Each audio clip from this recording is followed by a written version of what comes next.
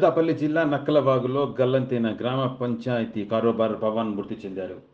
పెద్దపల్లి జిల్లా కాల్వ శ్రీరాంపూర్ మండలం మీర్జాంపేట గ్రామంలో విధులు ముగించుకుని తిరిగి వస్తుండగా నక్కలవాగులో గ్రామ పంచాయతీ కారోబార్ పవన్ గల్లంతయ్యాడు.